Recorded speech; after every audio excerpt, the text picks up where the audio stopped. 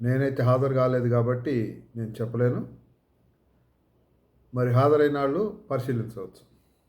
Cash credit అప్పు 2019 నుంచి 24 వరకు రూ. 1,50,00,000 కట్టినట్టు, క్యాష్ క్రెడిట్ లోన్ ఇంట్రెస్ట్ 1,59,00,000 కట్టినట్టు, నాబార్డ్ లోన్ 98,00,000 కట్టినట్టు, నాబార్డ్ లోన్ ఇంట్రెస్ట్ 45,00,000 కట్టినట్టు, కమర్షియల్ ట్యాక్స్ 19,00,000 కట్టినట్టు, ఎల్టీ లోన్ 20,96,000 కట్టినట్టు, జీఎస్టీ పేమెంట్ 22,59,000 కట్టినట్టు, ఇన్కమ్ ట్యాక్స్ 30,00,000 కట్టినట్టు, మరి గోడౌన్ కన్స్ట్రక్షన్ 1,33,35,333 చెల్లించినట్టు గోడౌన్ కన్స్ట్రక్షన్కి, వే బ్రిడ్జ్కి 10,53,000 కట్టినట్టు,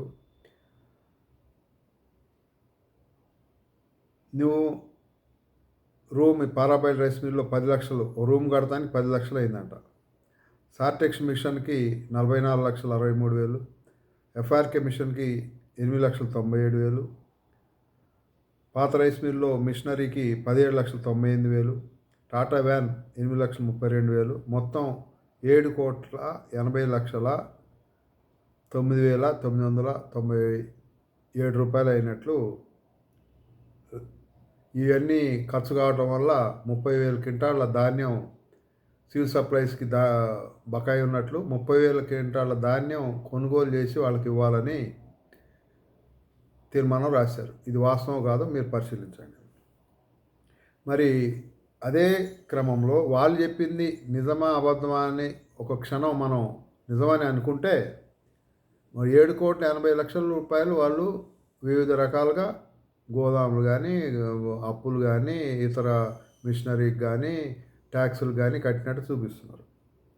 మరి అదే 2019 నుంచి 2024 మధ్యలో ఇవన్నీ చూపిస్తున్న లెక్కలు.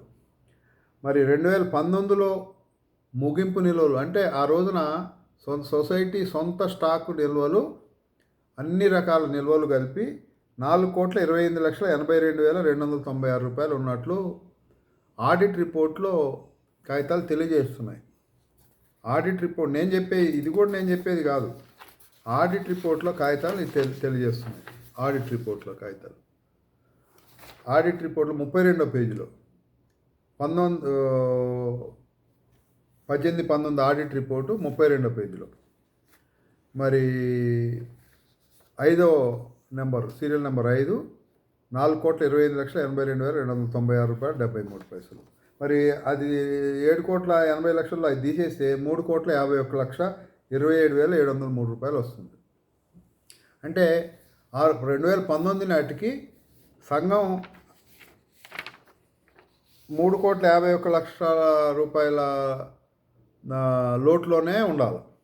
మరి ఈరోజు వచ్చేటప్పటికి సివిల్ సప్లైస్ ధాన్యం 41,709.18 క్వింటాళ్ళ ధాన్యం సివిల్ సప్లైస్కి ఇవ్వాలని సివిల్ సప్లైస్ వాళ్ళు రిపోర్ట్ ఇచ్చారు. మరి దానికి 2,300 కాటి లెక్కేస్తే 9,59,31,114 రూపాయలు అవుతుంది. మరి దానికి 25%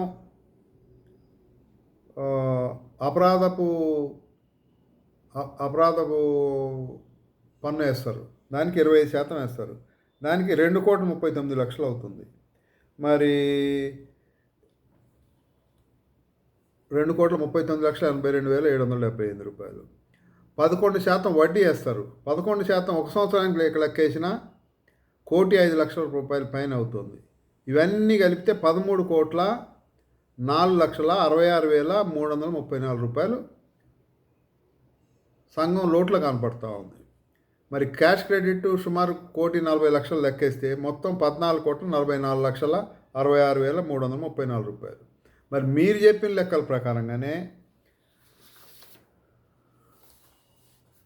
3,51,00,000 లోట్లో ఆ రోజు ఉన్నదని అనుకుందాం కాసేపు. అప్పులు కానీ అవన్నీ తీసుకున్న అప్పులు అవన్నీ లెక్కలేస్తే మరి ఈ రోజున 14 కోట్ల పైన అప్పు కనపడతా ఉంది. దీనికి బాధ్యులు ఎవరు? మరి ఆ రోజు నుంచి 1,00,00,000 నుంచి 1,50,00,000 2 కోట్ల రూపాయల సివిల్ సప్లైస్ కమిషన్ వచ్చి ఉంటుంది. మరి అది తీసేస్తే పరిస్థితి ఏంటి? అయ్యేటి పోయినాయి. మరి మరి 30 మంది 25 మంది సిబ్బంది పనిచేసి నేనున్నప్పుడు 35 మంది సిబ్బంది పనిచేసేవాళ్ళు. ఇప్పుడు 25 మంది సిబ్బంది ఉన్నా వాళ్ళందరితో ఏం పని చేపించారు? ఏం లాభాలు సాధించారు? ఏ శాఖలో ఎంత లాభం వచ్చింది? మరి ఈ మానవ వనరులన్నీ ఎటు వినియోగించుకున్నారు? సమర్థవంతమైనగా నడిపించాల్సిన బాధ్యత లేదా? ఆ రోజున 2017, 18లో బాన్స్వాడ పెద్ద నాయకులు సివిల్ సప్లై ధాన్యం ఇవ్వనివ్వకపోతే మా సొంతంగా కొనుగోలు చేసి వ్యాపారాలు నడిపించాం. Rice mill నడిపించాం. సిబ్బంది శాలరీలు ఇచ్చాం. ఇవాళ సిబ్బందికి శాలరీలు ఇవ్వలేని పరిస్థితిలోకి వచ్చింది. మరి ఎరువులు సరఫరా చేయలేని పరిస్థితిలోకి వచ్చింది. మరి కిరాణా దుకాణం బాగుపడే పరిస్థితిలోకి వచ్చింది. Bodhan rice shop, Hyderabad rice షాపులు మూతపడే పరిస్థితిలోకి వచ్చినాయి. ఏ సౌకర్యం మీరు బాగా నడిపించారని మీరు మళ్ళా మాకే అధికారం కావాలి, మేము నిర్వహిస్తామని చెప్పి ముందుకు వస్తున్నారో మరి నాకు అర్థం కావట్లేదు. మరి సభ్యులు ఆలోచించాలా, అధికారులు ఆలోచించాలా, జిల్లా సహకార అధికారి కూడా ఈ విషయాలన్నీ లోతుగా పరిశీలించి వాస్తవాలను పై వాళ్ళ దృష్టికి తీసుకెళ్ళాలి. ఇవన్నీ సంఘ శ్రేయస్సు దృష్ట్యా మాత్రమే నేను మాట్లాడుతున్నా. దీంట్లో మేము మాట్లాడిన దాంట్లో ఏమైనా అభ్యంతరాలు ఉంటే తెలియజేయండి, పరిశీలిద్దాం. కానీ మరి సంఘాన్ని ఈ విధంగా నష్టం పరిచిన వాళ్ళని మళ్ళా వాళ్ళనే కొనసాగించే విధంగా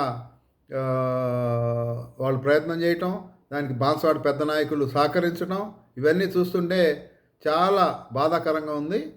మరి సభ్యులు, అధికారులు అందరూ ఆత్మవిమర్శ చేసుకోవాల్సిందిగా విజ్ఞప్తి చేస్తున్నా. నమస్కారం.